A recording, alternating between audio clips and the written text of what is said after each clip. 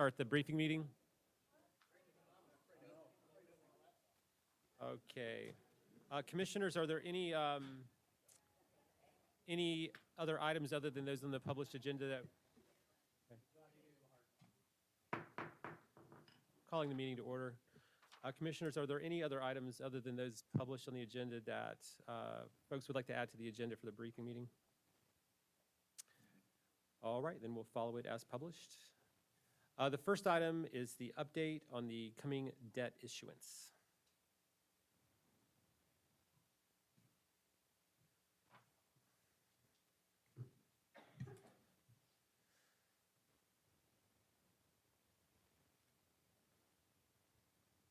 Hi, good afternoon. I'm Melissa Moore, I'm Finance Director. So this afternoon, I'll be bringing an overview of the debt that the county is going to be issuing in the coming months. So this afternoon's presentation will be presented by Ty Welford. He is with Davenport Public Finance. They are a financial advisory firm. So this presentation will cover the debt issuance for the bonds that we'll be issuing, the debt service that will be required by issuing those bonds. We'll cover some metrics that show the compliance with our debt policy. And then finally wrap up with the calendar of any of the bond-related items that will be coming back before you either at a briefing or a regular meeting. So I will now turn it over to Ty. Thank you, Melissa. Good afternoon. Nice to be with you all.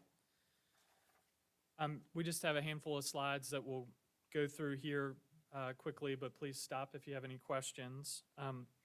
Page 2 of the presentation, I guess maybe I control this, awesome, is the first of the two financings that the county anticipates issuing this end of the fiscal year, later on this spring, general obligation bonds. So this is the first issuance of the county's approved referendum from November of 2022. Total authorization was for $70 million across the two project areas noted there on the left, $30 million for open space, $40 million for affordable housing. None of these bonds have been issued to date, but this first issuance we anticipate being about $17.2 million, which will be approximately $3.2 million for the open space purpose and $14 million of the affordable housing authorization. You can see on the right-hand side estimated debt service payments for this issuance based off a planning rate of 5%, a 20-year level principal, which is the county's typical amortization, so payments fiscal 25 through 2044. Once again, that's using a planning rate of 5%. Current market estimate right now is right around 3.3%. So just give you a little flavor for where we are right now in the markets. The next page is the second planned issuance, 2024B limited obligation bonds. So these are for primarily schools and a handful of county projects that were not part of the referendum. This is the typical financing mechanism the county's used in the past. You can see noted in the little chart on the left, about $75 million of projects. Once again, most are for schools through that school capital commission funding. These are projects that have previously been approved, really reimbursing for those, and then about $21 million of county projects. These will be issued under existing documents the county has already. This mechanism has certain collateral behind it, and that will continue to be the case, primarily school facilities funding this. Once again, anticipated issuance structure on the right-hand side, same 20-year term, level principal, payments 2025 through 2044. Current market estimate is around a 3.4% for this. Next slide, as Melissa had alluded to, we do want to just keep in mind your debt policies that you have in place. We've showed here in the top left-hand corner just what the anticipated payments look like on top of your existing debt picture. And then the three charts that have the red lines on it are your existing policies. The top right and bottom left are not to exceed amounts. You're well within those policies. The bottom right is a minimum. We're well above that. So all good news there. Just want to make sure we're taking a look at that.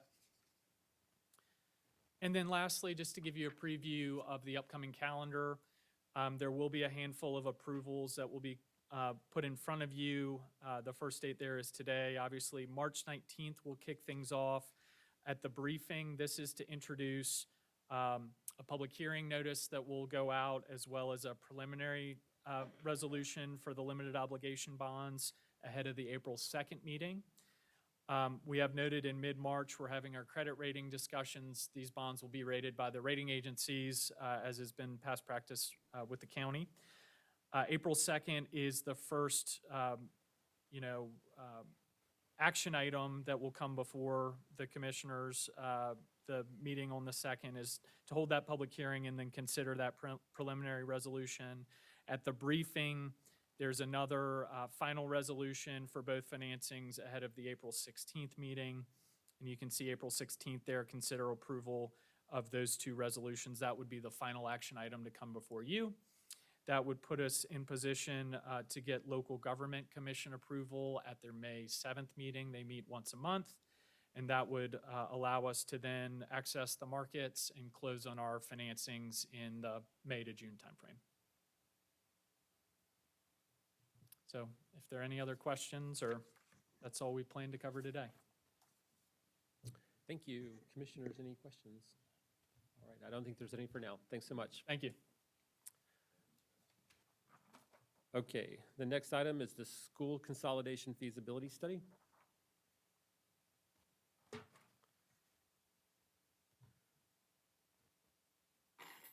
Good afternoon, Commissioners. Rachel Sawyer here, Strategic Partnerships Director. And I am with you to share updates about the school consolidation feasibility study. So we last talked in October, on October 17th, when the Board of Commissioners voted to accept the lead role, the lead entity for this project.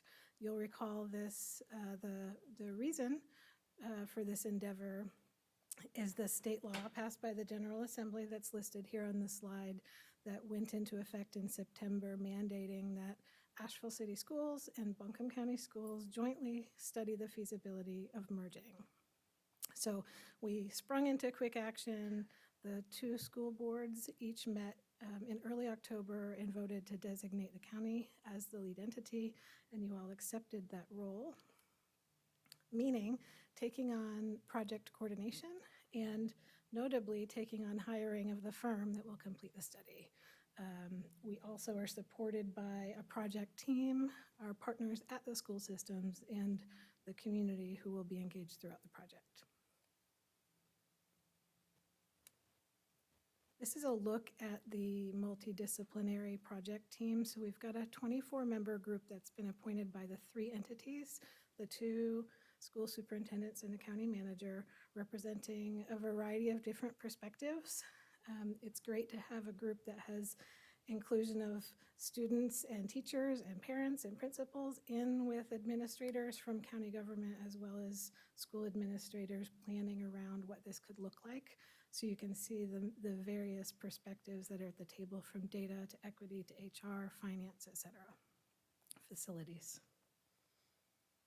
We are on track with our timeline. So this timeline shows on one end when we first learned about the bill, and on the other end, February 2025. We've got approximately a year to deliver this study to the hands of the General Assembly, including both findings as well as recommendations. So we did issue the RFP, which is the request for proposals, timely at the beginning of December, and are in the process of reviewing proposals, and we'll be coming to you soon with a recommendation. Here's some information about that RFP.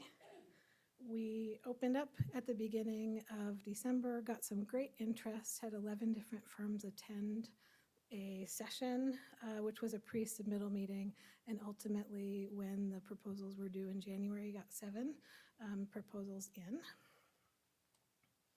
The scope of the request for proposals was designed by that project team. So they put a lot of thought, we put a lot of thought into how to build a comprehensive scope that really covers a lot of domains. You can see them listed in the bold at the top of the screen.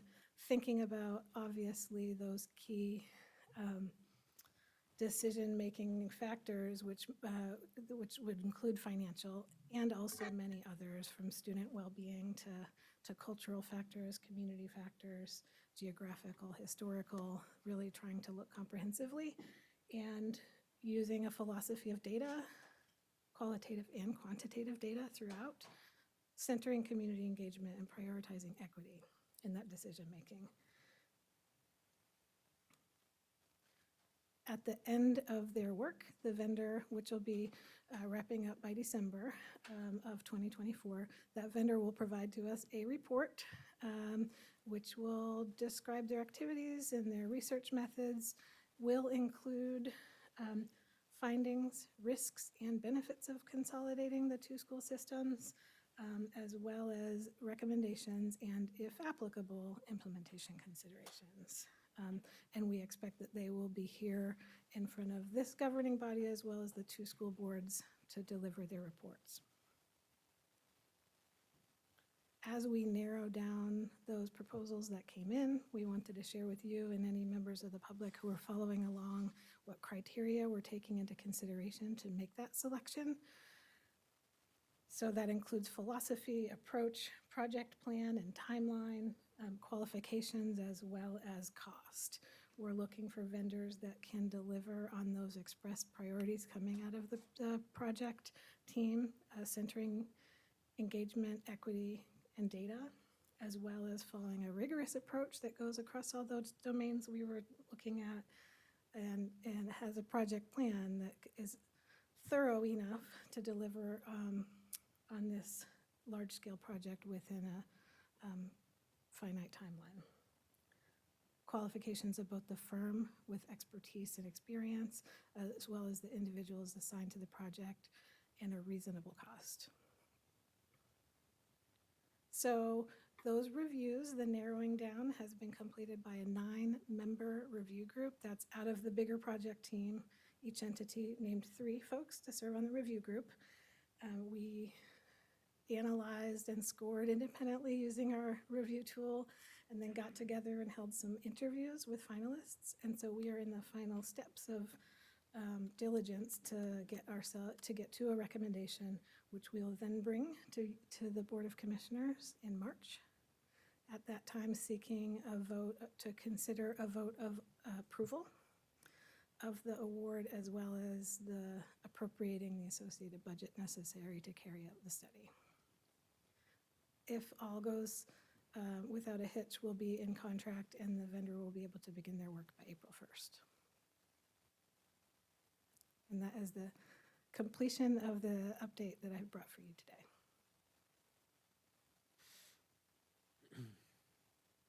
Thank you, Rachel. Questions, commissioners? Just thanks for the update and all the good work on this. I realize it's quite a project that got put on you in a short time frame to get all this ready. So thanks for all the good work. It's been a pleasure so far to work with that project team, and looking forward to where it adds. The only question I have, we still have not gotten any money from the state to pay for this, right? That's correct. It's likely that we'll be asking for an appropriation of county general funds to cover the cost.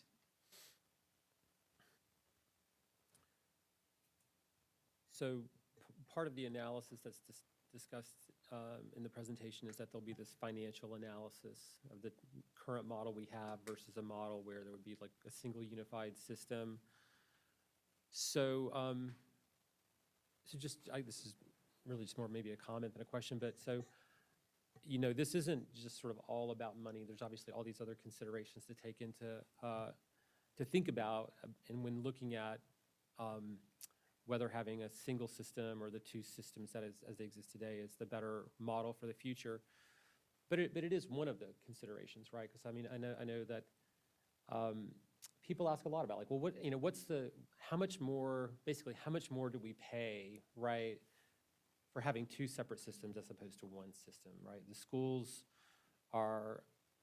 need more resources in the classroom, right? Like we all know the educators need to be paid more. You know, there's there's just a big need for more investment there. So to the extent that a single unified system might be a more efficient way administratively to operate the schools is sort of, one of the arguments for taking a look at this, right? So,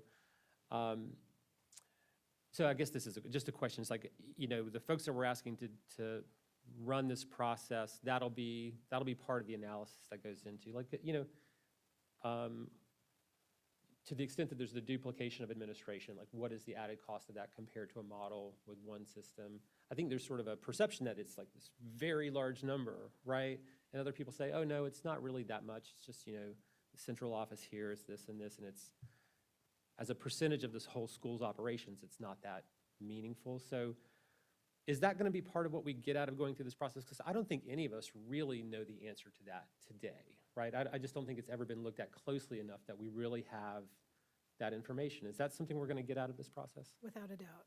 We're looking for a rigorous analysis of all of those financial considerations in addition to the other elements I described.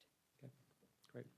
Rachel, I'm curious, as we talk about student well-being, I mean, ultimately, I would hope when this decision is made that obviously finances are important, but also what is equally as important is what is best for all of the kids across Asheville City and Buncombe County schools. So when they're looking at student well-being and how, a potential merger would impact our students, do you have any sense of how they will actually dig in to gauge that? Vendors have proposed a various set of strategies that they'll be using to look at that. And like I mentioned before, it would include both quantitative as well as qualitative. So data that might be available that's quantitative that gets at that.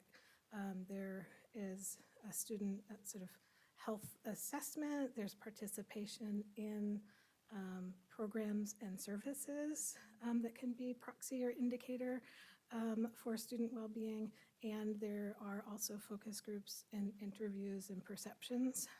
So we're looking for a combination of approaches that will take into consideration those hard-to-measure attributes like well-being to make sure that they're part of the findings and considered when forming recommendations.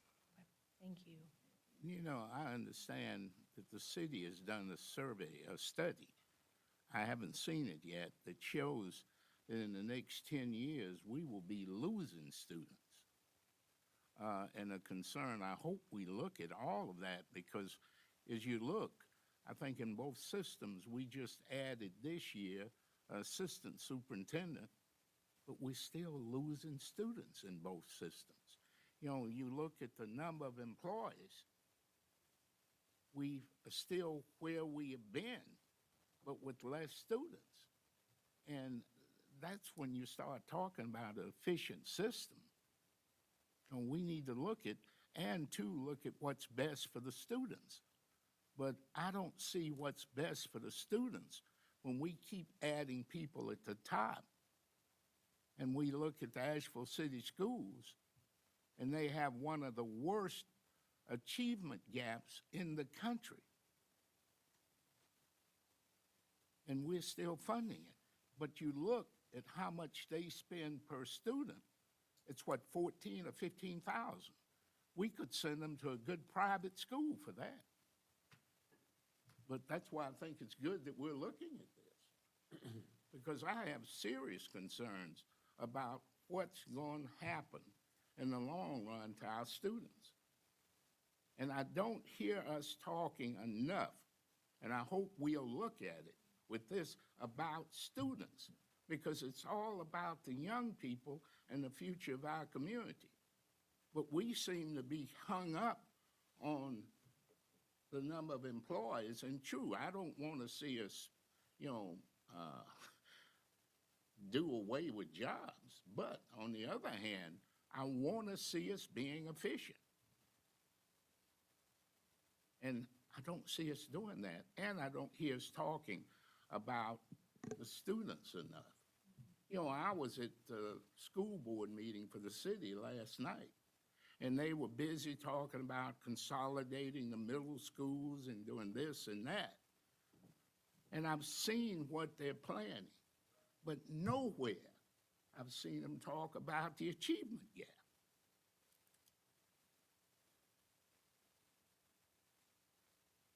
And that concerns me, because we're losing too many students. And when you look at the county, it's the same thing with poor kids. You know, it's time for us to stand. We need to really, I hope when we do this study, it's not going to be political. I hope we will be serious about it and do the right thing for our kids. Because we've lost, I know, 2 generations in the city of kids who look like me because we haven't taken care of them. And what are we going to do going forward? And it's time for somebody to speak up. You know I might not, a lot of people don't like it, but really I don't give a care, because it's time for us to tell it like it is. And it's time for us as a community to look out for our kids and all our kids. And we only take care of some, the privileged few, but the majority of our kids are not being taken care of. I know this is my opinion, but I want somebody to tell me that I'm wrong, because everything I read in the studies back me up. I'm through with my editorial time. That was really well stated, Commissioner Whitesides. And the last thing I want to add to that is, to further that piece is this study also going to look at the types of programming that are needed? We know that Buncombe County has community high school. We know that Asheville City lost William Randolph a number of years ago. That was a very successful school for our struggling students and seems to be a continued missing piece. So as we're looking holistically at the 2 school districts and what they have to offer, will that also be a component of it? I appreciate both of those comments, and we'll speak to that question specifically. So we are looking to have the vendor identify similarities and differences in the current makeup. So you mentioned programs or services.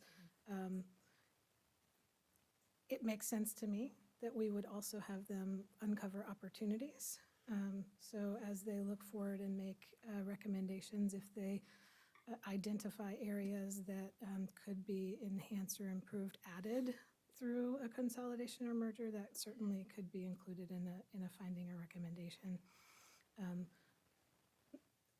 Commissioner Whitesides, we certainly will provide them data about any existing, either historical or current studies that are happening. So some of those enrollment and facility studies that are happening with Asheville City Schools, we want them to have access to whatever data is available there, as well as to gather additional data and do some of those calculations and trending information for this study, as well as include those opinions. I appreciate you saying it's just my opinion. That is the point of centering community engagement, so that we look at people who would be impacted by a decision to merge or to not merge, and hear those perspectives and look for trends, look for outliers, look for information from those opinions to also inform the recommendation.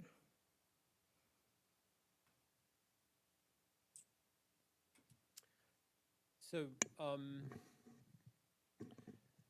you know, this is not an easy issue, right? Like, this is a tough issue to look at. The strong feelings about it, because it's our schools, right? So, you know, if we go through this process, maybe some sort of consensus emerges. You know, either to, hey, you know, we've been discussing this for as long as any of us have been here, right? This has been a question on the table.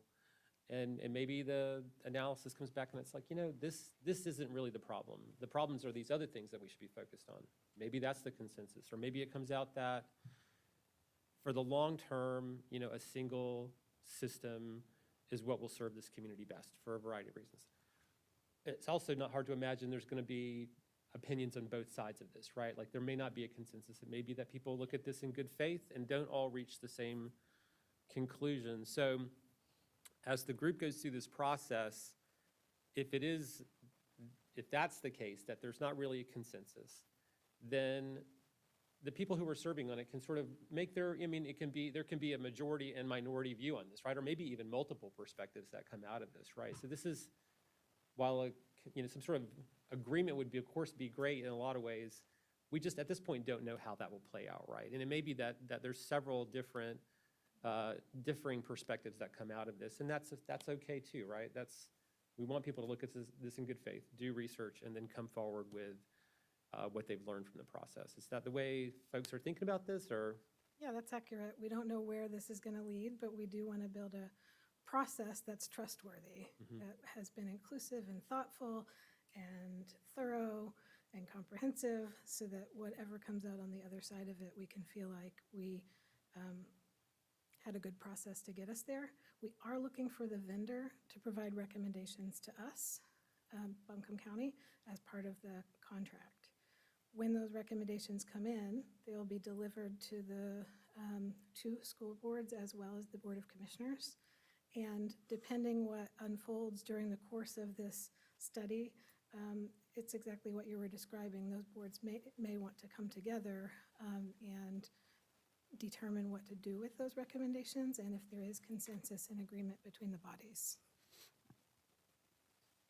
Okay, so the vendor's going to make recommendations, We not are- the steering committee. We are looking for the vendor to make recommendations. So the steering committee is just sort of guiding the process, but the steering committee itself will not make recommendations. As I understand it. We're here to provide access to data, to help them map relationships and connect them with our community engagement folks to do outreach, give them feedback on activity plans, et cetera. So we'll meet with them throughout the process, but the work will be conducted by this third party, including the forming of the recommendations.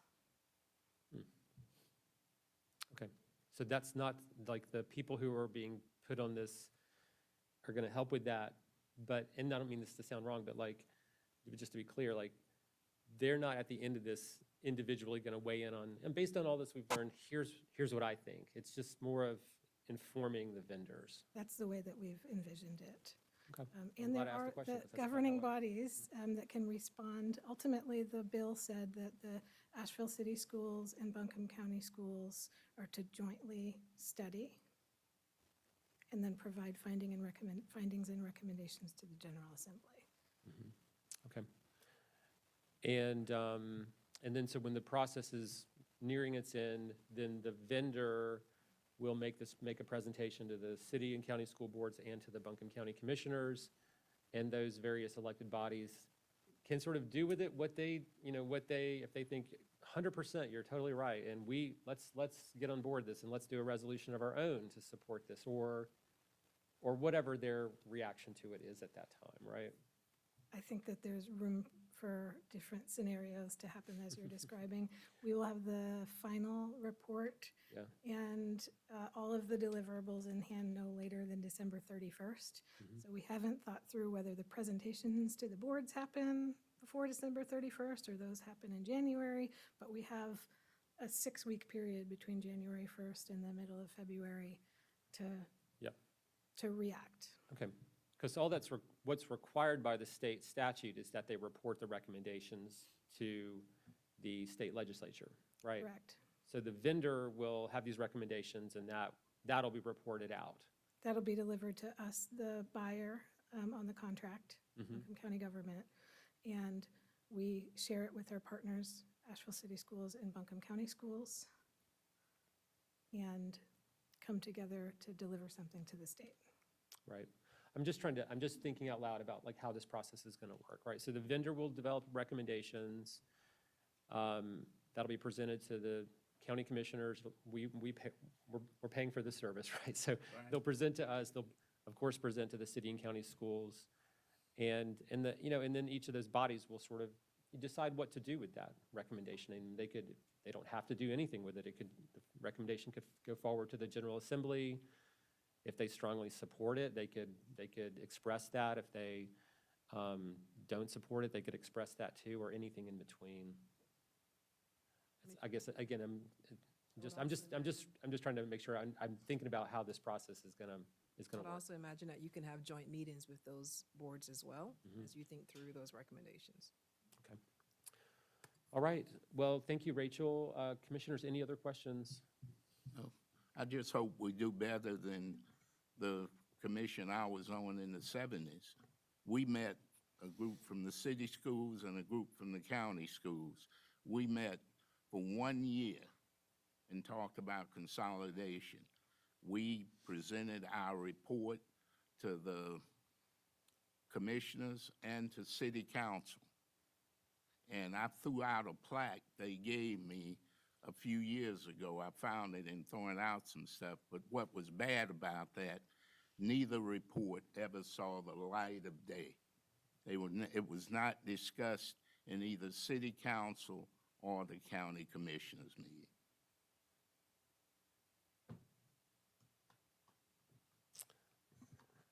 All right, Rachel. Thank you. Commissioners. All right. Okay, next item on the agenda is the shelter team recommendations.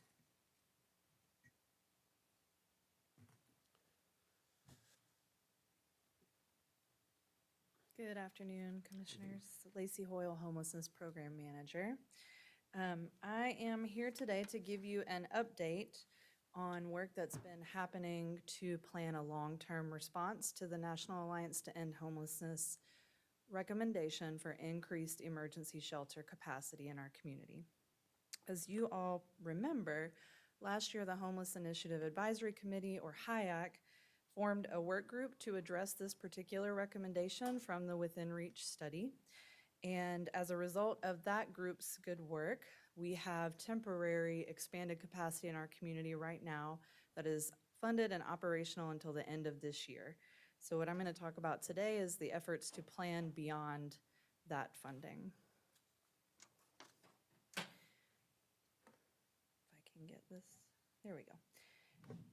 I wanted to just start by reminding us exactly what the recommendation was regarding shelter. So you can see here that they recommend that we increase crisis response capacity to meet 30% of the immediate problem solving and shelter needs of unsheltered homelessness. And they further specify that we should implement newly funded effective shelter bed capacity by 30%. The National Alliance to End Homelessness defines effective shelters as those that embrace a housing first approach, implement safe and appropriate diversion, and offer immediate and low barrier access to anyone that's facing a housing crisis.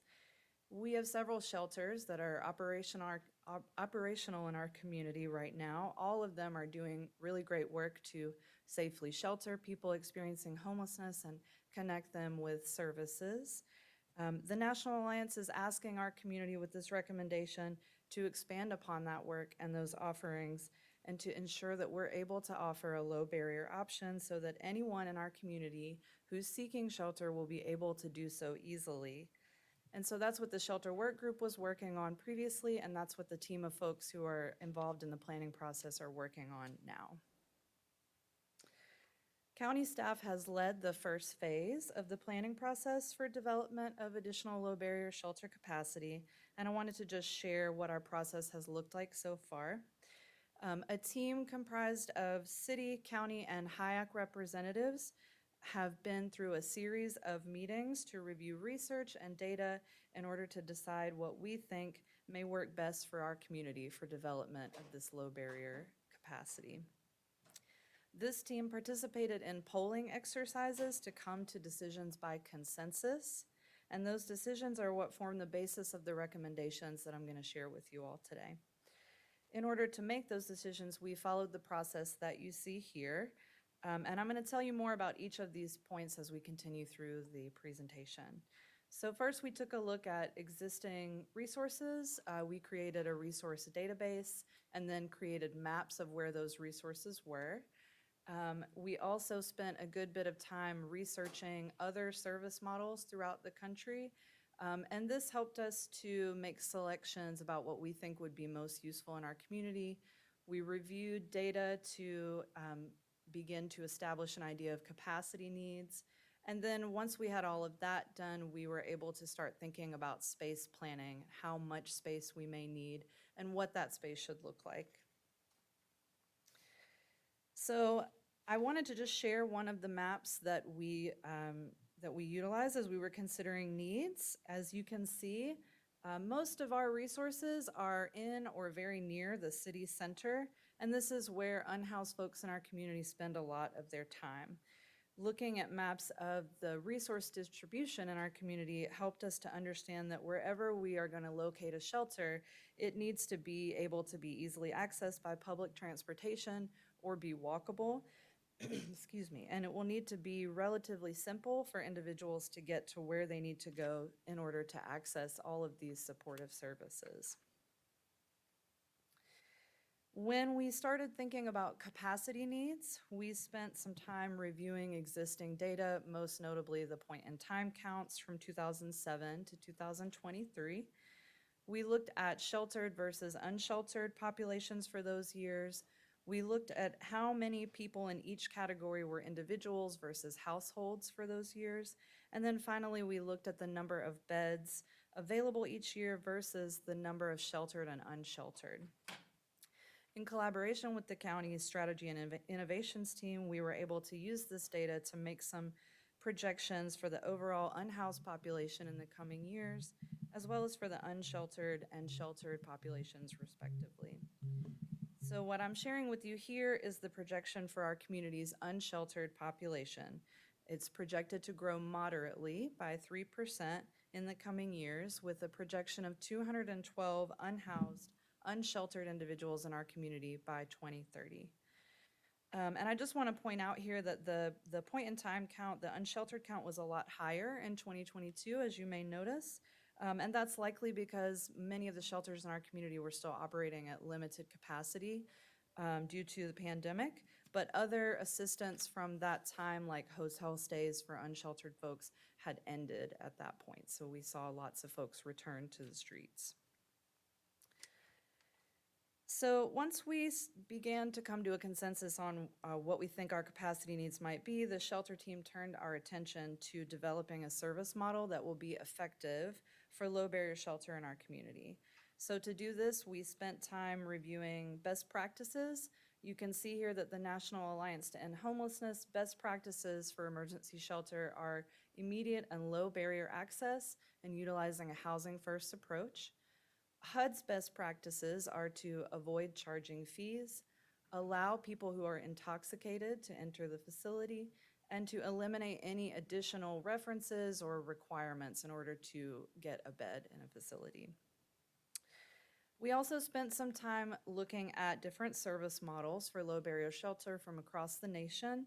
Some of these models were recommended to the shelter work group by the National Alliance to End Homelessness, and others were identified by members of the shelter planning team as being of interest. So we conducted interviews, the shelter work group conducted some interviews, we conducted some further interviews, and spent time comparing and contrasting the different models, looking at how they approached access to their shelter, shelter composition, what types of beds are in each shelter, and what supportive services are on site, and also how those supportive services are delivered at each site. And so here's what we've come up with so far in terms of our recommendation for capacity as well as services and policies. So we think that we should have 100 non-congregate beds, and that is beds for individuals or households that are not in a large setting, they're separate and private. We also believe that we need 50 congregate beds to address emergency needs in the community. We would like for there to be case management on site, access to behavioral health services, medical care, employment support, access to substance use treatment services. We think that day shelter space should also be included in this facility, housing placement support, and providing meals. And I just want to note that none of those services would be mandatory at this facility. We would like to see them offered, but folks would not have to engage in them in order to get a bed. As far as operating policies, we think that this facility should be open 24/7, that it should allow pets, that we should be able to accommodate families, and that the shelter should provide some form of transportation assistance And we do think that this shelter should follow National Alliance and HUD best practices, including allowing folks who are intoxicated into the shelter. So once we made decisions about service model components, we were able to start thinking about how much space we think might be needed in order to accommodate all of those services. So we looked at a feasibility study from Indianapolis where they were looking to construct an emergency shelter. They had lots of good information about space planning services to be offered. And then we also looked at the new day shelter that has recently opened in Fayetteville. And we took a further look at one of the models we had previously reviewed, Oak City Cares, which is a day shelter in the Raleigh-Durham area, just to kind of help inform how much space we thought might be needed for that particular service. So what we've come up with here is that we believe that we will need a facility that is around 50,000 square feet total. And you can see the breakdown for each service identified here. We did also talk as a team about potentially including the congregate bed space in the day shelter space, having flexible space in some form or fashion for that. And so once we had our square footage needs in mind, and with the services and the populations that we want to serve in mind, we developed as a team a list of site selection criteria. And that's what you see here. So we believe that we'll need a building with square footage around 50,000 square feet. We think that it would be best if it's a single building with multiple entrance options. It should include a mixed array of interior spaces with a focus on 100 or more smaller rooms is ideal for that non-congregate space. And of course, ADA accessibility is very important. A vacant lot would be considered, but existing buildings would be preferred to provide a more immediate response to this need and to the recommendation. And a single site is ideal, but 2 or more approximate sites would be considered. We believe that this facility will need to be within city limits on an existing transit route with high frequency, in an area with sidewalk and pedestrian infrastructure, in an area that is already appropriately zoned for the activity, proximate to faith-based institutions that are offering related services, as well as to other existing homelessness-related services. And so we're continuing through this planning process, and the next steps are that staff are working to continue to identify potential sites. The county and the city will investigate potential operating costs, and then we'll be transitioning implementation and site activation to the continuum of care. And that is all of the information that I have for you today, and I'm happy to answer any questions.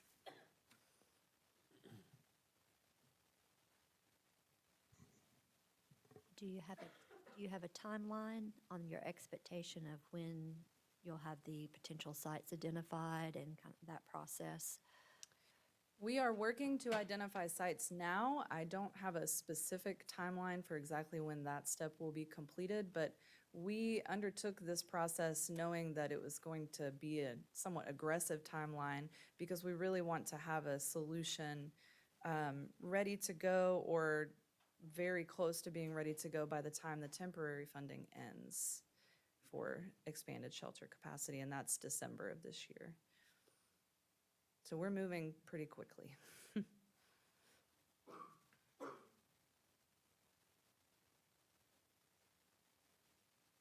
So if this new facility comes into being, it would basically take what we're doing on a temporary basis and would provide a long-term facility to carry this out. And in some ways, I think it would even sort of be above and beyond what we're doing currently, right? Yeah.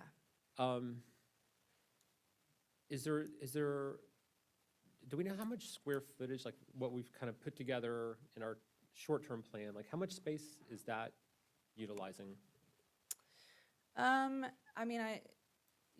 That short-term plan is spread out between 3 different facilities. So I know that, I don't know AHOPE's square footage, which is where Safe Shelter is currently located. That's one of the shelters that was temporarily funded. The Salvation Army square footage, I believe, is around 25,000.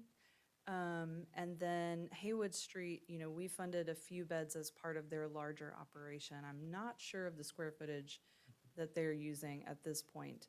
But what I will say is that when we looked at square footage, we really spent a lot of time talking about what's gonna be realistic for the amount of folks that we think we're gonna see.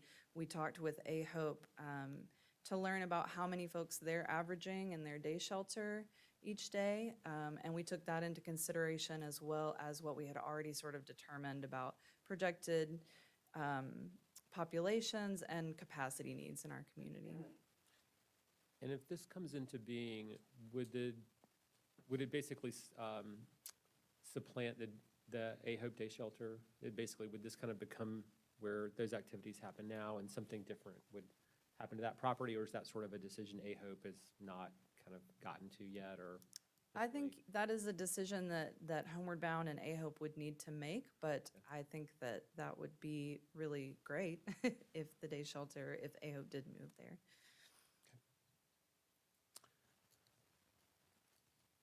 All right, other questions this time? And so the team is assessing sites currently. Yes, Right. that is correct. All right. I don't know if there's any other questions for now, so thank you for the updates. All right, thank you. Right. Okay, next item is the reappraisal update.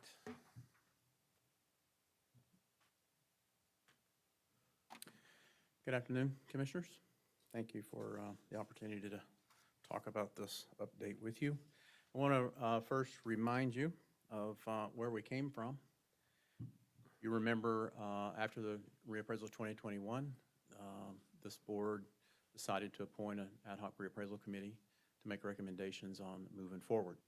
And just as a reminder as we start this is that the resolution and the charge I have here in front of you, those were to identify citizens' concerns, provide guidance on future assessments, and provide input into equity concerns. After the committee was formed, the committee took these charges in which you felt were important and identified strategic areas within these in which they wanted to focus on. These four that I have here for you this afternoon are four high-level considerations that the committee put together. The first one, develop assessment policies to optimize tax revenue. There were many things that talked about within this category, but one that we bring here for you to talk about this afternoon is improved data. We've talked about data here before, and we talk about data within our office every day. We all know that data is important in reappraisal and mass appraisal. The better data we have, the better job that we do for all of our residents. Increase capacity in the assessment department, increase education and outreach, enhance permitting compliance. These came, again, from the ad hoc reappraisal committee. Most of that committee is here with us this afternoon. I do want to thank them and recognize them just real quick and hope that then after anyone would like to give a comment later for you, then we'd be happy to hear from them. So let me, with us this evening is Jonathan Hunter, Dwayne McAfee, Bobette Mays, Brenda Mills, Miriam McKinney, Debbie Lane, and our facilitator, Burnett Waltz. And I thank them again for their hard work. They put in a lot of time and a lot of months of volunteer service to make this happen. So let's move forward and take these one by one. Develop assessment policies to optimize tax revenue. Again, I said improve data. So let's talk about a few of these. Updates to application and methods for depreciation. What we identified within our offices, areas in which we knew that we could improve to optimize tax revenue and also do a better job for our residents. Updating the application and methods for depreciation maybe don't mean a tremendous amount to everyone, but depreciation in a cost model and valuation becomes really important. And when you're in a real estate market such as we are here in Buncombe County, depreciation sometimes we ask ourselves, is it even there? We have more appreciation sometimes than we have depreciation. So it becomes a tough subject for appraisers to talk about and how we apply that and how we use it every day. But we do have new ideas. We have different methods in place. We have new considerations about how we use it and how it's applied to properties across the county. Implement new building, grade, and condition methods. Grade is quality. Every structure within this county has a quality grade on it. The resident, the house in which you live in, has a quality grade and condition on it, which drives valuation. Quality really means, what is the quality of the construction? How was the house built? What was the materials used? Which again, directly also can relate to cost. To help our appraisers do a better job with that, we have expanded that category from 6 quality grades to as many as 20, which will help them do a better job in defining what each one of these structures truly are with what they have gathered when they're there. Now, I will also say, I'll take this opportunity to say, and this is a reminder to you, is that quality grade is difficult for us a lot of times because we never see the interior of the structures. We have to do a lot of quality grade from what we see on the exterior and make some assumptions that that quality flows to the interior of the home. Condition methods are directly related to depreciation. So again, every structure has a condition method on it, good, fair, poor, renovated, whatever that might apply. And that directly also affects the useful life remaining in that structure and therefore the overall condition and valuation of the structure. Implement new value methodology for land valuation. This one really is more about equity and more about consistency all across the county. We use a land size adjustment, which just means, most of you know, is that if you have a 100-acre tract of land, it sells for a much different rate per acre than a 1-acre tract of land. But in mass appraisal, we have to have models in place to be able to handle those differences between those acreages and apply the correct methodology and the correct rate to those, depending upon what size they are. This methodology has been totally redefined for 2025. Implement new building size adjustments, same thing. When we have luxury homes that could be 15,000 square feet, or we have a home that might be 1,000 square feet. A lot of difference in cost to build those new homes related to size, nothing but size. So how do we handle that moving forward? That, again, has been redefined on how we will use those adjustments every day applied to those buildings. Implement new neighborhood and market area delineations. The map you see on the screen is a real shot of where we're at today after we have done some market studies and redelineation of neighborhoods, and we'll get a little bit more into that. I'll point out something here so you can relate to it. If you see on the map, going from the right to the left or the left to the right, you see that the street that has sort of the blue streak going across the picture, that's Haywood Road. And to point out to you is Haywood Road, everything that's on that is in a commercial corridor, so that's why it's a different color, okay? This is how we identify those market areas. So that's a good example that all of you probably know the location and can relate to. Continuing on that subject, the neighborhood delineation and analysis, we contracted with a company, Splice Valuation Limited. Splice took all of our market data, all of our parcels data information, and did an independent study and a market analysis on all those parcels to help us better determine where market areas are at, how we define them, what is defining them, and how they have changed from the prior years until today. Prior, we were at about 2,500 market areas. That recommendation is dropping that down to a little less than 900 from the 2,500. So it did make a change, and there's a lot of areas that we combine now into one. And if some of you know, if you know the real estate market, is that a lot of areas that we live in are now sort of becoming one. They're not so separated anymore. They're becoming one as market areas rather than becoming separated.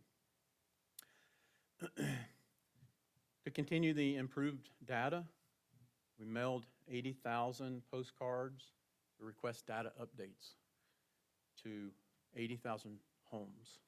Hopefully you got one, and hopefully you returned that to us. This was an effort to ask all the property owners to partner with us, to help us do a better job, tell us what you've got, help us correct the data if it's wrong, because it is an equity issue, and it's also a valuation issue. So to get them to, all the residents to partner with us was really important in making this successful. 16,308 returned by mail, approximately 7,000 online, so a 23,000 return on an 80,000 mail-in we felt was very successful.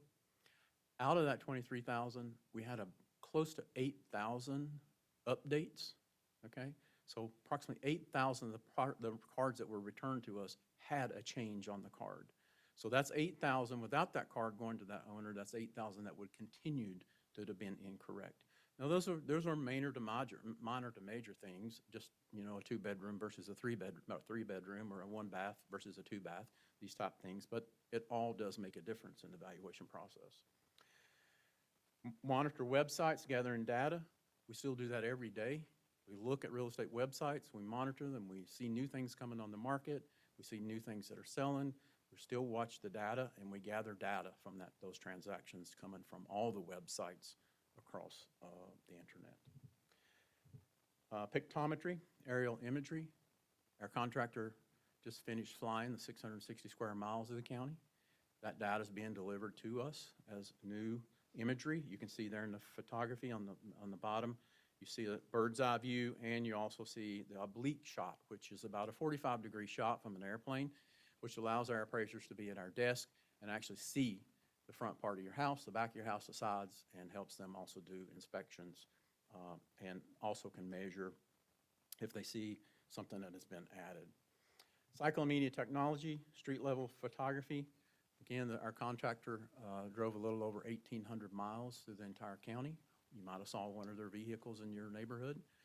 Collecting street level photography, and this is high quality street level photography that our appraisers can use, again, at our desk to do building inspections. We can measure from it. If we see something that wasn't there, then the photography is good enough that we can measure within a good accuracy what a porch is on the front of a house or a deck that was added. So again, another tool to give us the ability to do a better job. Sketch inspect, comparison of building footprints. When we flew the 660 square miles of the county and captured these bird's eye view of all the structures, our contractor will take the sketch that we have in our system today, overlay that on top of the photography, and we'll identify if it matches. If it doesn't match, then our appraisers get notification back from that to know that we need to go to this property and find out why it doesn't match. Was square footage added to the house? Something changed that we need to go and inspect. So that data will also be delivered back to us very soon. Automated valuation modeling, a new software, a new service that we have employed for 2025, which gives us a new valuation of over 90,000 structures every night. This helps our appraisers build models, look for the future. It gives us projected increase in values for 2025. There's a lot of feedback that this system gives us based upon all the sales transactions that get fed into the system. So the system looks at, from yesterday, they will look at the sales transaction, add them in the system, and regenerate over 90,000 new values tonight to give us a new valuation on those. The next one was increased capacity in the assessment department. Staffing, we have added 2 appraiser positions for FY24. Those were a real estate data review specialist and a luxury home specialist. We purposely picked out a luxury home specialist with a well-seasoned appraiser who's been private industry also and government, and also holds a residential valuation specialist designation from the IAAO and also certified by the State Board of Appraisal. So it brings a lot to the table to help us better understand luxury homes in this market and where we need to go with them for the future. Established a dedicated appraisal team. That team was established from existing staff of just realignment. So we now have a team of 3 that do nothing but analyze data every day. That we're looking at data. We're looking at sales transactions. We're looking at data that we're collecting from the web. There's a lot of things that this team is doing every day to move us forward. And then we added the outreach staff. I mentioned to you earlier is that Ms. Bobette Mays was on the ad hoc committee. You see Ms. Bobette Mays in the center of this photography. She's in this picture because she's now added to our staff, and she helps us with our outreach program and our public relations. So we have been very pleased and honored to have her. Increased education and outreach. We have done today over 70 public engagements this office has. So we've been to property owner associations, community centers, downtown festivals, community engagement markets, the civic and professional groups, and a couple pictures there for you on the side where we were at the Juneteenth festival downtown and also the Lester Community Center. This has been a great experience, not only to see what people are learning, but to be able to know that we are building trust and confidence, that people can talk to us and ask questions, take down barriers that have been there, to help people better understand what this tax system is about and, you know, what it should mean to them and the things that are available to them. This is a little testimonial for you. Working with the group who are responsible for the taxes in Buncombe County, I have learned so much about what the county is currently doing in order to keep people abreast of exactly how the tax structure is formulated, how it affects people in the various neighborhoods. What Buncombe County is doing with those of us who've been felt that we've left out, have been going around explaining the tax structure, and I know that they've gone to a number of local neighborhoods and had very good attendance explaining to people about how the tax structure works and what the county is doing to make everything equitable for everyone.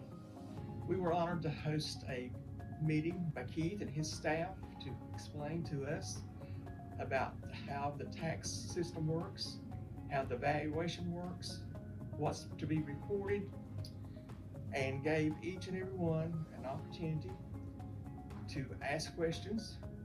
Keith was very transparent in his answers. It helped each of us, I think, and I know myself, to understand why certain things are taxed. Also, the need for why the tax evaluation has to be adjusted ever so often. We have been working with Keith and his team for the past couple of years, trying to learn more about property taxes, how they're assessed, and how they impact our neighborhood. We live in a neighborhood that has a lot of mobile home park housing, and so the needs of our community are quite different than from other communities in the county, and the team has been just excellent coming out, meeting with residents, creating bilingual spaces, building trust, and working with us to strategize on how we can protect our permanently affordable housing. And I'm very pleased with what I've learned about the way they're going about making information available where it's never been made before. Buncombe County is blessed to have a group who are working to make sure that everybody is totally informed about how and why and their taxes are as they are once we receive them. I thank our community leaders for that. So we continue on the increased education and outreach, awareness opportunities, social media. Our CAPE team helps us there, keep things out to the public and in front of them to better educate them on what's going on. Lunch and Learns, we've done many of these at our Land of the Sky Realtors Association, helping our realtors better understand property tax and the things that are available so they can talk to their clients and the people they see every day. New flyers and brochures, My Value BC app. If you haven't downloaded that on your phone, I'd encourage everybody to download that on your phone. You can quickly look up your property tax information, really easy on any of your electronic devices. Coffee with Keith for all county departments. We met with many county departments because we were asking them to help us, be our ambassadors, talk to your friends, your family. When you get asked questions, if you're a county employee, you're going to get asked a question in 2025, whether you work in this department or not. They think you should know the answer. So we want to help them better understand what it is that we do every day. Also, advertising in the local market, TV and radio, Tapped In podcast, appeals clinics. I'll stop there for a minute. The appeal clinics were very successful. Our LOTSAR did collaborate with us on that. They partnered with us on that. They made realtors available as far as volunteers. We had time at the local libraries. I think Ingalls made space available for us at 4 of their locations that we went to the public rather than them come to us. So we made ourselves available in a lot of different places to help people better understand how to appeal and many other things, whatever questions that they had. But we had some great partnerships there through our local Realtors Association. Community leader roundtables, we've had roundtables, we'll continue to have roundtables to talk to our community leaders, what's important to them, what do we need to do better, how can we address their concerns. There's a lot that we have to learn there, and they offer a lot of good advice. We would encourage anyone that is hearing this, or any of the organizations which you may be a part of, to get with us about a speaker. We'll come, wherever it might be. Day, night, weekends, we're out there. We're talking to homeowners associations and community centers, so anyone that would like for us to come, please contact us at that email there, and we'd be happy to schedule that. Local TV and radio, if you've been on WLOS website recently, you probably maybe saw these ads. We've run these ads on WLOS talking about the listing period. We're going to talk about elderly exemptions. We're going to talk about the reappraisal for all year. We're going to have different topics that owners can go here and be able to click to get more information off the WLOS website. Enhancing permit compliance. We have electronic updates from Buncombe County, City of Asheville, and the Town of Black Mountain for all requested permit applications now. We used to be on a paper system, 100% paper from all these offices. We are now on electronic. If you take out a permit today at our county office, then that gets shipped to us electronically, and we have that information in our system immediately to know what's going on for these changes. Electronic updates on building inspections. If you already had a permit, you go have an inspection today, we get an update in our system also that that inspection has happened. Electronic updates on submitted building plans and scanned plans for new construction. Property assessment procedure for building permit information is now at about 95% paperless. We hope someday to be at 100% paperless. We have one small municipality which is still paper, and they hopefully someday will be electronic also to help us do a better job. Equity and assessment. We put out an RFP in December seeking a vendor to conduct an equity study regarding the process data, assessed values of approximately 80,000 residential properties. We have identified a contractor, which is Keene Mass Appraisal Consultant.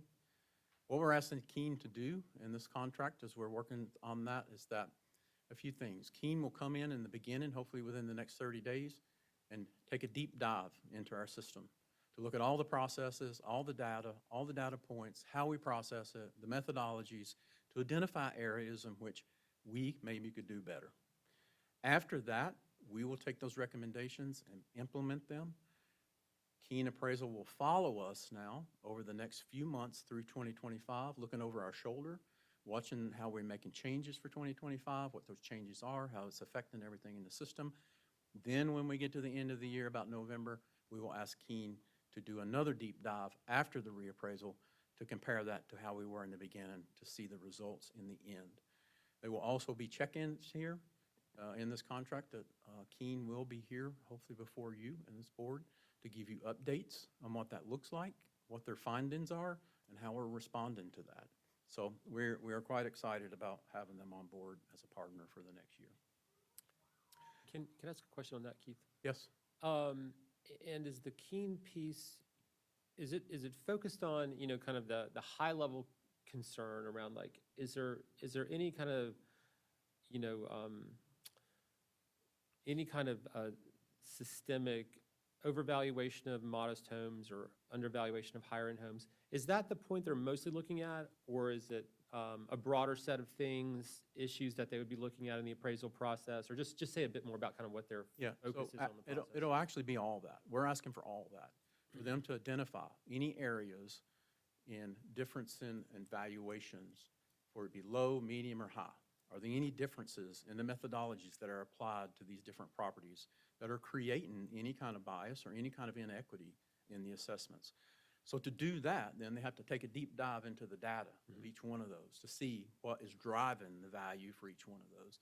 And those processes and those valuation methodologies that are behind the scenes is where hopefully they will identify if there is something that is going on that maybe we just don't see it every day. hopefully they, as a third party, will see it and be able to identify that with us. So I hope that answers your question. So it could be broader than that specific concern, but Yes. is it fair to say that they're aware, like, that's a concern, that, there's a concern about, is this an issue like around the country? And it's also a question that, a lot of people locally have been concerned about. And so is that a focus of this, or even though it's not exclusively what they're? Not exclusively, but they have been made aware Yeah. of the concern in our market on luxury homes versus maybe some of our lower valued homes. Mhm. So they will come into it with that knowledge of knowing that that is a concern of ours. But it will not be the only focus, because we want to focus on the entire data set of everything and how what we do every day is affecting every property owner, not just our luxury homes, but our low-end homes also. Okay. What's next for the Board of Commissioners? Adoption of the schedule of values. Some of you were here in 2021 and know that process maybe and what that is. But the schedule of values is the basis for valuing all property and remains in place until the next reappraisal. So it sets the standards and value for individual components of properties. So if we value a bathroom in a house at $5,000 in the schedule of values, that's what we have to value every bathroom at in the county at $5,000, and it must remain at $5,000 until the next reappraisal, okay? That's sort of the basis of it. The schedule of values is almost like a manual and also tells you what we can actually implement as far as the valuation of these components within the homes. And again, I'll remind you is that when that is adopted, that goes into effect for January 1, 2025, and cannot be changed until the next reappraisal. So there will be more to come on that for you. The schedule there would be July of 2024. We hope to be back here to your work session and have an informal review of that schedule of values. In August of 2024, we'll do a formal presentation. August of 2024, we have to advertise it. August 24, have a public hearing. September, the Board of Commissioners will adopt the schedule of values. September, we'll publish a notice of adoption for 4 consecutive weeks, and then we go through an appeal period. So it is statutorily driven, those dates are. These dates that you see here have been approved by our legal team to meet the statutory requirements on how we must present that to you and the timeframes in which we must do it in. What's next for property owners? The reappraisal calendar, January 1, 2025. I tell people as I talk to our community, if you're a property owner, you will be affected, okay? I ask people to pay attention to what's going on over the next few months, and let's talk about reappraisal 2025 so you're not surprised. When you get that letter in the mail from me, you say, what is this? I want to do away with that surprise. I hope everybody will be expecting it and looking forward to it. So January 1, the appeal period will also begin. February 2025, we will send the valuation notices for the new 2025 values around February 3rd of 2025. April, the Board of Equalization Review will convene and the formal appeal period begins. April 23rd, 2025, the Board of Equalization Review adjourns and that formal appeal period will end for 2025. April through December, the Board of Equalization Review will hear all timely filed appeals. August, we will create the new tax bills available to the public. And then September through January the 5th, taxes are due and payable to the collector. Questions?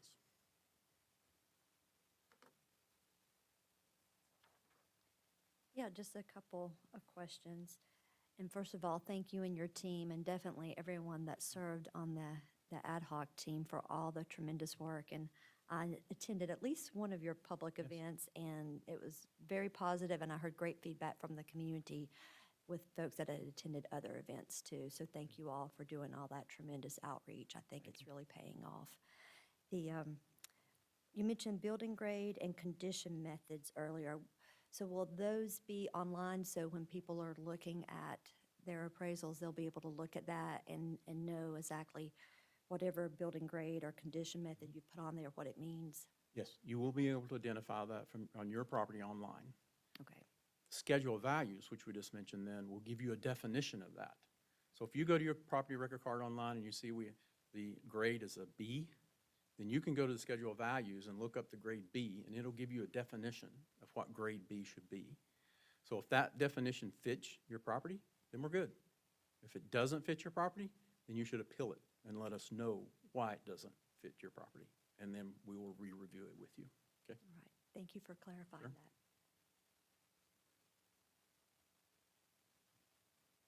Anything else? So the one other question I have in terms of the process, and this is also sort of, you know, asking you to look into your crystal ball, so to speak, right? So I know it's probably not possible, but it's just, you know, one of the other concerns we've had, of course, in the past is around the appeal process, right? And that I think the data shows that folks who have, you know, higher end housing and commercial properties are more likely to appeal their valuation. And, you know, and maybe with all the engagement and stuff, maybe we'll see a change in that. Maybe more people say, hey, I can, you know, you don't have to be, you know, an expert to do this. You can appeal this, you can present information. So maybe that'll be different this time. But also that folks who have higher end properties are more likely to be successful in their appeal, right? Even though I think there's not data indicating that maybe they're being overassessed, their appeals have been more successful. So I guess I just would like to hear any thoughts about that as well. And as we go into this next process, I don't know, just like, do we expect that to be the outcome again, or what might be different this time? If I personally do not see that change, I will be very disappointed. The outreach that we're doing every week, and when we're out here at night and we're out here on the weekends with our team, that needs to make a difference. That needs to make a difference in the people who feel like there's a barrier in which they should not appeal, or they're afraid to appeal, or they don't know how to appeal, or they don't know who to call. These are things that we're trying to break down and help people better understand so they will appeal, okay? Do our higher end properties have more success? Maybe. But I think more success comes from better information. What we want everyone to know is that, what do you need to do to be successful? What do you need to provide for us? What do you need to know? We've made tools available now online that any property owner can go online after you get your notice, and you can go to our what's called Comper, pull up your property. It'll give you 3 comparable properties for your house. Okay? You should be able to see where the value came from, okay, for anybody's house.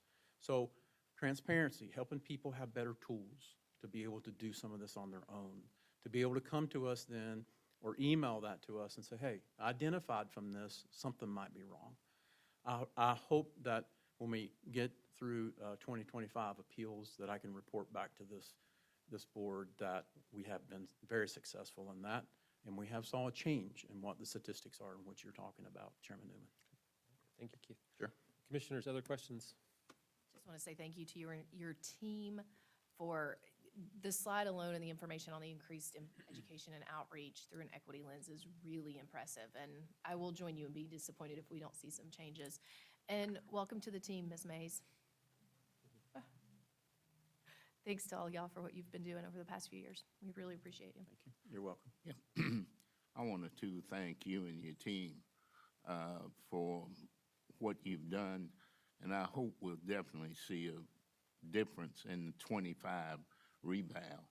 Because, you know, in my former life, when I was a banker, Brownie, one thing I saw, the high-end properties, the people who can afford the top-notch accountants and this tax lawyers to really fight for them.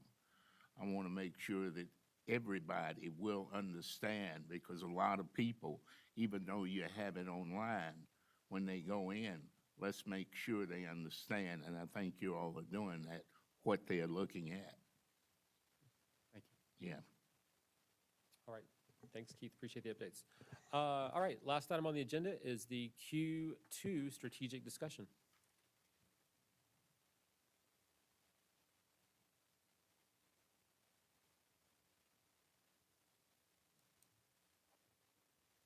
All right, good afternoon, Commissioners. Smaller crowd today. Less people to laugh at my bad jokes today. All right, so today is the Q2 strategic discussion for the strategic plan. So what we'll do, as we always do, is each focus area, the work group lead for that area will come up. They'll present some data, then they'll talk about some successes, some opportunities for improvement, and some horizon items. So we'll do our 4 community-focused areas first, and we'll do foundational, and we'll do equity. And what we'll do is kind of at the end of each focus area, we'll just take a quick stop so you all can ask questions before we move on to the next focus area. And as a reminder, we are nearing the end of the current strategic plan. So we'll actually be working with you all relatively shortly to start developing the next plan. So some of the answers you might get today is, that's a great idea that we'll incorporate in the 2030 plan. So the agenda today is we'll start with educated and capable, very timely since you heard about school consolidation study earlier, resident well-being, environmental energy stewardship, vibrant economy, the foundational focus area, and then equity. So Stony Blevins will come up and do educated and capable.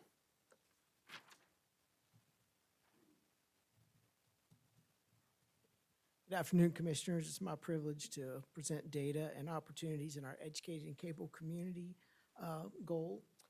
And if we look at these goals, we can see that we are meeting 4 of active department goals, are meeting 75% or more of their target. In terms of kindergarten readiness, we can see that we are achieving that goal, and this is really about kids or programs that are receiving a service through our library at centers, and we've been doing a pretty good job on that. Thank you. Thank you. Thanks. Also, you can see on our kindergarten readiness score, it's a proficiency tool. You can see we've dipped a little bit. We raised back up last year, and we've dipped down a little bit there. We're below our stated goal. And it's important to notice that goals like this really are a one-time. You have one time to really impact this goal, and that's just in the fall as children are coming back to school. So pretty soon we'll be able to see if we're trending back up in the right direction in this area. Also, as we look at improving college and career readiness, as you all know, this is an initiative that sits in our elections department, where we're engaging 17-year-olds to become involved as poll workers and learn about the election process. This has declined over the last few years, but as we all know, a very high-profile election is coming with major offices, governor, president, so we very well may see this participation rise in the near future. The next goal, number of school-based offense complaints for public Buncombe County school districts. This is a little bit different. Most of our goals we're trying to increase. This is a goal we're actually trying to decrease. So you can see we made some progress in the last fiscal year on reducing this, but we still want to continue to have less youth involved in the justice system that are participating in our school system.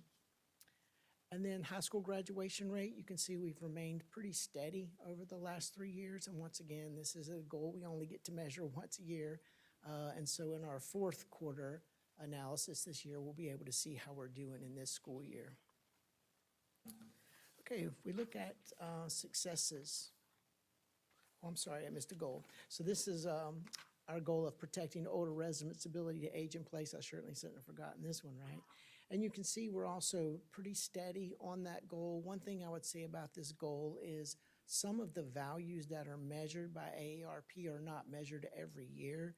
So it's safe to say that if we are making progress, or even if we're regressing in some areas, it'll be a longer time frame than annual that we'll see those trends show up. And then in our educated and capable community, on increasing 3rd grade literacy rates, especially among our underperforming students, we are at goal there. We are doing a pretty good job, and we hope to see that continue to rise as our trend line and our goal is to rise. So if we move into successes, I've had quite a few successes in the last quarter. As we look at those there, I just want to note out a couple of them and elaborate them a little bit. We have partnered with Child Development Centers. Our strategic partnerships department was a really good job in helping to prevent the closure of Valley Child Care Center. That center now is under new management and actually has a new name, which is the Christine Avery Learning Center Valley. Our Juvenile Justice and Delinquency Prevention, JCPC, they had a really good session this last quarter with around racial and ethnic disparities coordinator from NCDPS. They've reviewed all our equity data, and looked at how we might advance equity and support for youth in our community. And the United Way dashboard is a really good partnership between the United Way and our Strategy and Innovations Department. And on that dashboard, you can see metrics such as graduation rates, standardized test achievement, absenteeism, and more. So just want to point it out, going a little deeper down with some of the good things that are happening there. When we look at opportunities for improving and where some of our challenges are these days, really a big challenge we have, and it's not unlike any other place, is workforce shortages. And where we're really seeing this the most is in like behavioral health providers, social workers, court counselors, and child development professionals. So we continue to work with our partners in that area. We're really hoping that that the North Carolina DHHS has put out a big initiative about workforce solutions for the behavioral health industry. So we're hoping that that workforce initiative will help us in this area as well. And then significant events, things on the horizon that we're excited about. We're excited about the county's first age-friendly summit. This will be the first time we've ever done this in Buncombe. That event will be in May. We'd certainly like commissioners to come out. We'll focus on safe, healthy seniors. We'll have 2 tracks. One will be on safe, healthy, and well seniors. The other track will be on administrative view of aging in the county. We have a special JCPC session coming up on equity to follow up on some of that good work we've talked about that's already started. The library is also doing a One Book, One Buncombe program that'll be launching this spring. In April, it's a community-wide event. It'll have partnerships with the arts. We'll have an author event. It's pretty exciting. We hope you guys will be a part of that as well. And then we'll have our student voting sticker competition this summer ahead of the general election. And with that, are we taking questions now, Raphael, or at the end? Okay, any questions about educating cable community? Well, I do want to say I'm excited. I just read about the library's One Book, One Buncombe this morning, and that just sounds like a great opportunity. Very exciting. And then just a follow-up question, whenever y'all can get this data, I'd be interested in hearing more from our school partners about their high school graduation initiatives. I know Buncombe County has one. I'm pretty sure Asheville City has one as well, so I'd like to hear how that's going for both of them. We can certainly reach out and ask for that data, report back. Thank you.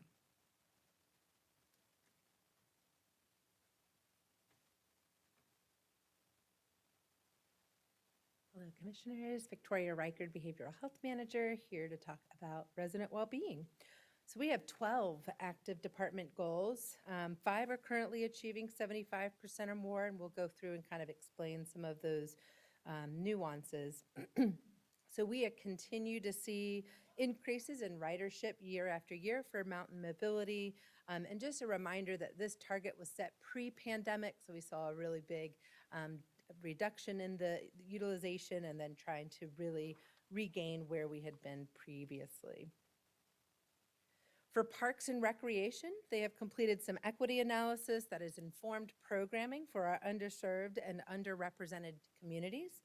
With this year's master planning underway, additional information around equity will be collected and inform future programming. And then for our Greenway Miles, just a reminder again, this will kind of be a big jump instead of mile after mile. Once a whole section is completed, it will be reported. But we're seeing some good progress there. And then a goal was added around emergency department visits due to suicidal ideations to assist us in understanding access to behavioral health care as we see rising numbers of suicide and ongoing challenges within the behavioral health workforce. As mentioned in our last update, we have seen a reduction in ED visits due to an overdose, which may be partially attributed to an increased knowledge around care and access to treatment in the field. And then we are still waiting for final numbers for fatal overdoses in 2023. The Office of Chief Medical Examiner are still confirming cases back to April of 2023. The increase of children entering custody through Child Protective Services in fiscal year 23 can be linked to a variety of factors. The increased complexity with co-occurring substance use and child maltreatment, specifically involving fentanyl, has posed additional safety risks, where CPS is having to act more conservatively to ensure the safety of the child. Additionally, we're seeing some challenges with some of our prevention programs, such as Transformation Village and Sobriety Treatment and Recovery Team, and having some long wait lists for those services, as well as you're aware of the previous staffing issues in CPS that you all did support and kind of filling that gap. But again, it made it a little more difficult to do that preventative work and to think creatively on how to keep children safe and together with their biological family. And then in terms of enhancing public safety, we saw a slight improvement in call response time for EMS. As you may be aware, this can be impacted by various factors such as wall time at the local emergency department or the location of EMS bases. EMS anticipates seeing continued improvement as we work closely with the local emergency department and community partners to divert non-emergency and behavioral health calls to appropriate local resources. And then for a reduction in jail population, you notice continued improvement in the number of warrants or orders for arrest, which again relies on various factors, some of which we have no control over, and some that we are able to enhance, such as having a court navigator and the court reminders. And then continuing with reducing the jail population, we are seeing an increase in supervisions that are closed without a new charge in our pretrial program. And we are seeing an increase in the number of diversion opportunities at various points in the justice system. So collaboration has continued to be the theme within resident well-being.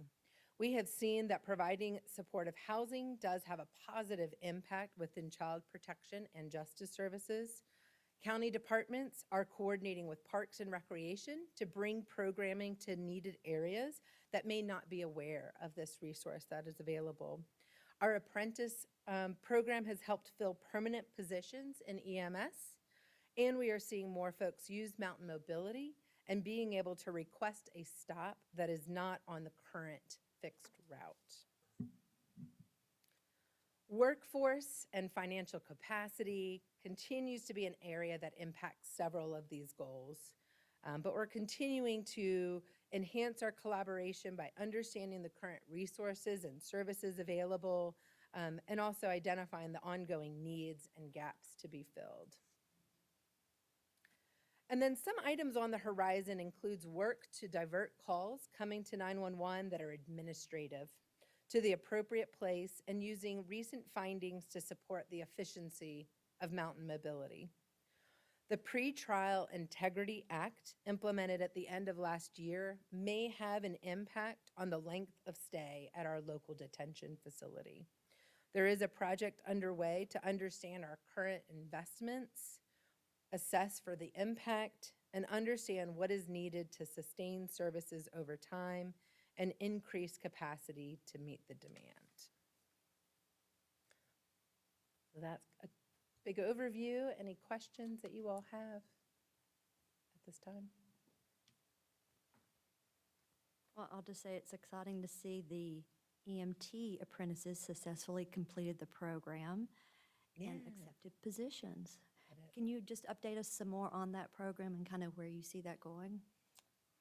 Don't know if there's someone here that has a lot of nuance, but I think there is this opportunity of allowing people to, one, get hands-on experience and getting paid. A lot of times, right, you don't quite qualify for a job, you don't have the experience. Well, how can you get that experience? And then yet, how can you also meet your basic needs while you're in that training?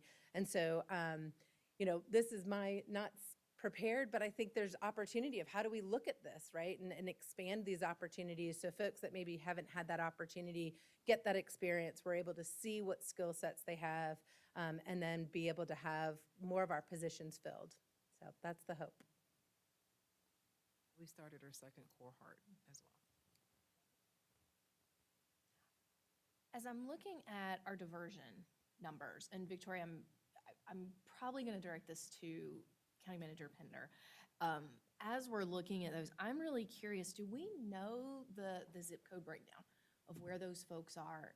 I think, you know, we hear about the conversation about what what crime looks like in the county versus the city, and what does that look like when it comes to our detention center. So I'm curious about maybe a little deeper dive into that, and I would love to know more at some point in, hopefully the not too near future, about the legislation that could impact longer lengths of stay. What does that entail? What does that look like? How does that gonna impact the work that we're, attempting to do in our county? Thank you for your presentation, Victoria. I'm sorry, my questions weren't directed at you. That's okay. The legislation is around, you needed to have a judge to actually, instead of a magistrate, to set your bail or your bond. But we can get you more information around what will that look like. Because if you're coming on a Friday night, the judge is not there, so you have to wait a little bit longer. But we will get you some information on the divergent and that pretrial legislation. So Commissioner Edwards just asked a follow-up on your question around the zip codes for the jail data, since it'll be someone on my team pulling that out of the system. Are you trying to understand where crime is occurring or where the residents live who are committing the crime? Because those are two slightly different things. I just want to make sure we're responsive to what you're looking for. You can always say both, and we'll try our best to deliver. Thanks, Raphael. Yep. I just think that could be some interesting data points for us to know more about. Good afternoon, Commissioners. Jeremiah Leroy from Sustainability, here on behalf of all of the departments that have goals around energy and environmental stewardship. For the current reporting period, 7 of the 8 active departmental goals are achieving 75% of their or more of their target. Those targets are, these 2 primary goals are reducing greenhouse gas emissions and preserving farmland and environmentally sensitive tracts. So, in the interest of time, because we are running short, I'm going to get through these quickly, but please ask as many questions as you like when I'm done. General Services has a goal of incorporating zero and low emission vehicles into the fleet. So they're tracking the percentage of hybrids and alternative fuel vehicles coming into the fleet. Our Air Quality Department has goals of projects and grants completed with community partners that are addressing greenhouse gas emissions, so they're tracking those goals. Our Solid Waste Department is tracking the percentage of recycling coming into the county landfill, as well as the reduction in CO2 from the landfill itself. So they are tracking those both on a fiscal year basis and the CO2 reductions on a calendar year basis. Our Permits and Inspections Department is tracking the percentage of electronic plan reviews, which have gone up significantly, so reducing all of that paper down to mostly electronic services. We are obviously tracking our solar installations as well as the number of low-income weatherizations and community work we're doing to reduce energy burden and increase energy efficiency in residents' homes, as well as, of course, all of our solar projects. And that is actually the amount of renewable energy created by solar installations is the one goal that is short, and it's primarily, well, not primarily, it is because of the Woodfin project's delay. I did get some good news on that, actually, as of yesterday. On March 3rd, we do have our final walkthrough for the Woodfin project, and we'll be having a ribbon-cutting ceremony, probably first week of April. Of course, you will all be invited. So we're very excited about that finally getting online, and we like to see that's going to significantly ramp up, getting us towards where we expect it to be. So. And of course, our Ag and Land Resources folks are just doing an amazing job and are meeting and exceeding everything we could expect from them in terms of preserving farmland and environmentally sensitive tracts. We're very proud of the work they're doing. So, a few successes. Obviously, this board has adopted several resolutions that are starting to finally bear fruit, which is amazing. We broke ground on our all-new all-electric fleet facility in October. I got the first golden shovel of my career, so that was quite a moment for me. And this is actually, to update this a little bit, those 6 scheduled for delivery have been delivered. So we have 11 electric vehicles in our fleet currently, and are always working on not only developing the charging needs for the vehicles we have, but the ones we expect to have in the future. We have the Buncombe County Clean Water Fund, which we received applications for and just finished reviewing last week, which we'll be presenting to the Environmental Subcommittee at their next meeting. And of course, the open space bond criteria, which you guys have talked about at length. I think the last bullet point there is the exciting one, and that, of course, is that the first open space bond award was made to the Woodfin Greenway, so very exciting progress there. A lot of opportunities. Battery storage projects are starting for us. I'm very excited to say we are working on our first 2 energy storage projects to couple with our solar projects at the Public Safety Training Center and at the Health and Human Services Building. We are still working on the Loan Loss Reserve Fund. So the North Carolina Clean Energy Fund is starting a loan loss reserve fund on behalf of the county to create a financing mechanism for essentially energy efficiency projects for residential homes, and the Electrify Asheville Buncombe campaign, which we will be kicking off in the coming weeks to help residents sort of electrify their homes, get off fossil fuels, and create a sort of local vetted contractor network that can do that work for folks. Things on the horizon. I don't need to talk to you about the Inflation Reduction Act too much. You know it's out there. You know it's got some big things in it that are very exciting for us. One of which that we're keeping a really close eye on is the climate pollution reduction grants coming down from the feds to the state energy office. That one of those things is going to be a point of sale rebate program that we feel can be really transformational in the getting people to adopt clean energy technologies into their home. And it's not income contingent. It's at the point of sale, which is a huge, huge benefit for residents. Additional credits and new programs for affordable housing, which we've talked about before. And of course, elective pay, which makes local governments like us eligible for the 30% tax credit that has historically only been for the private sector, which can make some of these projects go from moderately cost effective to very cost effective. So really, really exciting opportunity. And as long as it's taken us to get some of these solar projects up and running, one of the benefits of the delays caused by all these supply chain issues is that some of these projects do not qualify for this 30% tax credit. And if we'd have gotten them done sooner, they wouldn't have. So there's some really good potential for us to take advantage of some of those opportunities. Quick as I can do it. Happy to answer any questions if you have them. Speaking of solar delays, that reminded me at our school capital meeting, we were checking in about that. And it'd be great if you could check with our school partners because it's taking quite some time to get the connection with Duke. So if you can follow up with them on that. I don't know if there's anything you can do to help. But. Yeah, we can certainly push, but you're absolutely correct. The one thing we're waiting on, all of the Buncombe County school projects are essentially complete and for the most part have gotten final inspection. We are waiting for Duke to get out there and do the final meter swap and get moving. So absolutely, we are pushing as much as possible to get that done. Thank you. And you know, I'm very excited to see the battery storage. Me too. All right, thank you so much. Thank you very much. For your presentation. Good afternoon, Commissioners. I'll provide our update on vibrant economy. As you can see from the screen, we've got 5 out of 6 goals that are achieving 75% or more of the target. We're green on land use strategies, median household income, and yellow on our total employment in regions targeted industries. We'll talk a little bit more about that as we go. From our land use strategies that encourage affordable housing near transportation and jobs, we're above our target here. A big part of this is, of course, completion of the comprehensive land use plan and taking the next steps on text amendments. As we go to median household income to the North Carolina benchmark, here we focus on goals that are kind of within the control of the county. And so the 2 that we focus on here are those Buncombe County incentivized projects that come through public hearings before the board, as well as our STEP program, which is our HHS program that works with food and nutrition folks and allows them to enroll at AB Tech. And so we're tracking with both of those against our targets. Where we've seen a change, and this is the first time I've had to say this since the strategic plan kind of rolled out, we've seen a decrease, and we're not tracking with our targets on advanced manufacturing. And so I'll touch on that. I'll come back to it. But what's positive is we have seen some growth in the small business sector, which is a good thing and what we'd expect to see. It's sort of the lifeblood of most local communities. And we've also seen some positive trends related to professional office and IT jobs. And so, you know, those 3 goals were selected for their differences in level of education and sort of speaking to like different skills and a healthy local economy.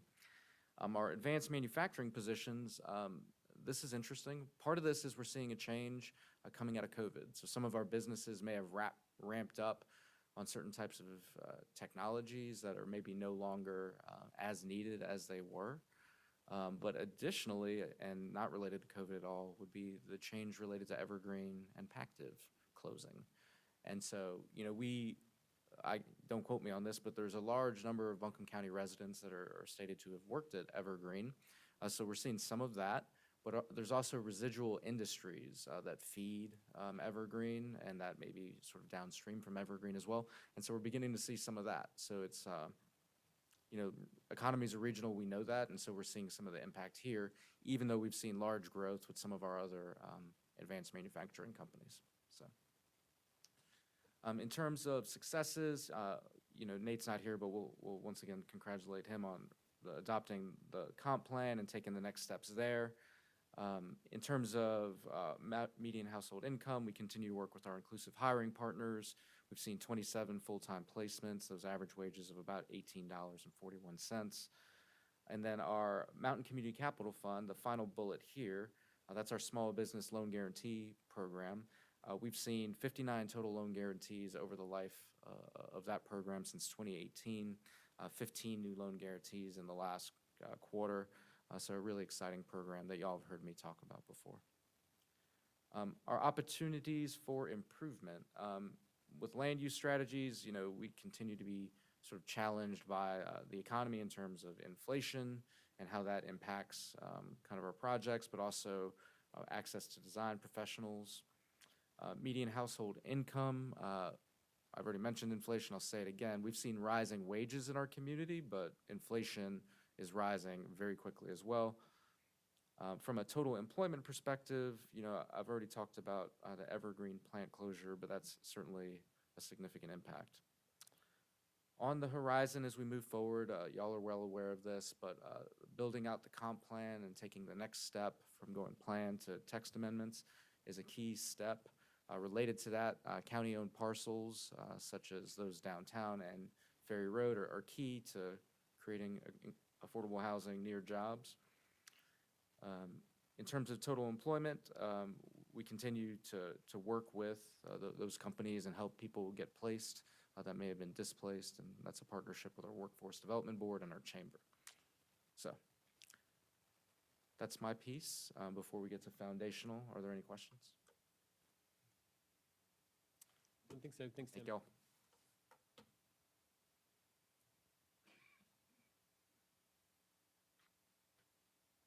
So I know we have about 5 minutes left. Avril, would you like for us to skip to equity? All right, Dr. No, if you come up. So what we'll do, just for time reasons, we'll skip foundational and do equity. Not a lot of changes from foundational.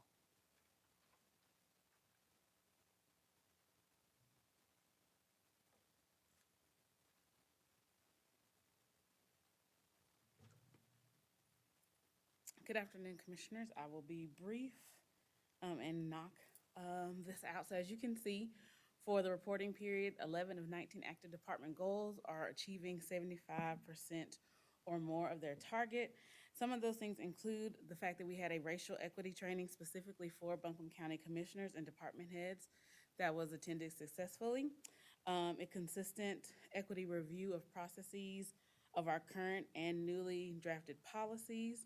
We have been introducing our core values of equity at each new employee orientation and encouraging training attendance.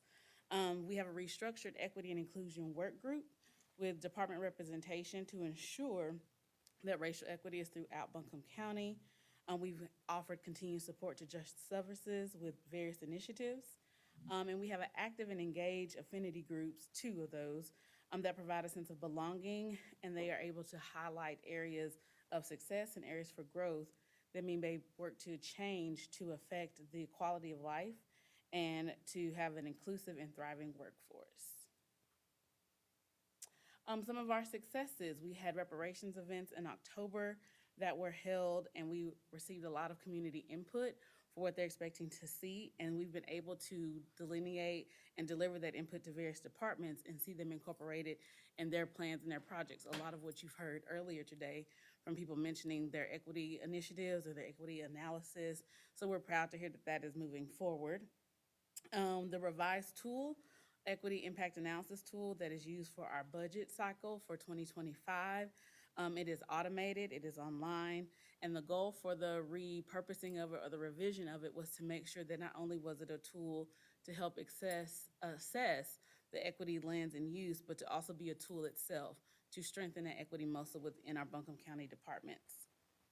And we've hired our Inclusive Connection and Healing Coordinator, who is working closely with the Fatal Overdose Response Team, Behavioral Health Justice Collaboration, and Emergency Services to increase awareness, resources, and provide how to utilize those resources regarding opioids and the BIPOC communities. Opportunities for improvement, develop process for evaluating county services through an equity lens, wanting to make sure that we are looking from the top down and the bottom up and making sure that how we assess and what we're doing has the equity lens. And again, from those who have presented before me, hearing them, tax and procurement, all sharing, and strategic partnerships, it's good to know that the work that we've been putting in, it's being implemented throughout those departments. And we also want to create a library for online equity inclusion professional development opportunities so that beyond the trainings that the MEET team does or my office does, there can be a library where people can assess on a regular basis to increase their equity and inclusion muscle. And then lastly, equity on the horizon. Horizon items, we want to increase collaborating with the equity office of the city and build from the work that we've been doing with them based off of reparations. We see through the Cease to Harm audit, through their preliminary results, a way that we can collaborate and help both of our equity offices grow and provide more support to the county and city. Collaborating with Strategy Innovation on the 2030 strategic plan. We are in the process of reviewing our current REAP goals, those that have been successful, those that we're continuing to work on, and how we can truly incorporate those into that 2030 plan. And we're excited to receive the full report from the Cease to Harm audit and to see how well we're doing and to work on incorporating any suggestions that they may provide for how we can improve what we're doing. Questions? I don't think there are any right now. So thank you very much for the presentation. Thank you. All right, commissioners, that concludes everything that's on our agenda. So let's adjourn the briefing meeting and we'll reconvene for the regular meeting. We might start a couple of minutes late take a short break.